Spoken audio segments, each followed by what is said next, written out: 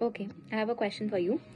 So, have you heard about Sigmund Freud and Carl Jung? These are very famous figures when it comes to psychoanalytic criticism. Carl यून and Freud का ये मानना था कि अगर आपको किसी के रिप्रेस थॉट्स एंड डिजायर्स और फीलिंग्स के बारे में जानना है then you need to get a sneak peek into their unconscious mind. But unconscious mind तो कोई फिजिकल स्पेस नहीं है, तो आप किसी के अनकॉन्शियस में कैसे घुसोगे? तो फ्रॉइड ने कहा कि ड्रीम्स के थ्रू घुसा जा सकता है बिकॉज आपके कॉन्शियस माइंड एंड आपके अनकॉन्शियस माइंड के बीच में एक सॉर्ट ऑफ बाउंड्री होती है जो ब्लर हो जाती है जब हम सो रहे होते हैं.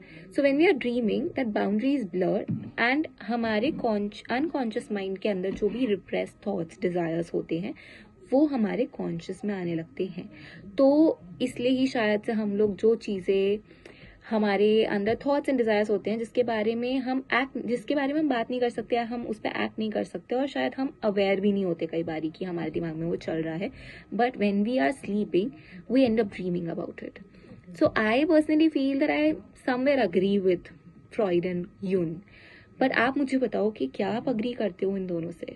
क्या आपको लगता है कि you can actually get to know about someone's repress thoughts and desires by getting to know about their dreams? अगर वो आपको अपने ड्रीम्स बताएंगे तो आप बता सकते हो कि उनके दिमाग में क्या चल रहा है. तो अगर आपको यही चीज़ और अच्छे से डिटेल में और भी बहुत सारे आइडियाज जो फ्रॉइड ने, यून ने, लाका ने दिए हैं वो डिस्कस करने हैं, जानने हैं, तो आप मेरी क्लास ज्वाइन कर सकते हो at 5 PM only on JRF Prep Adult 24/7 and there is a literary theory playlist created by me. तो आपको अगर structuralism, post structuralism, queer theory, किसी भी इज्म के बारे में जानना है, अगर आपको अपने फाउंडेशन क्लियर जो है स्ट्रॉन्ग बनाना है, अपने कॉन्सेप्ट्स क्लियर करने हैं, तो आप मेरी वो प्लेलिस्ट भी जाके देख सकते हो. So yes, that's all. See you at 5.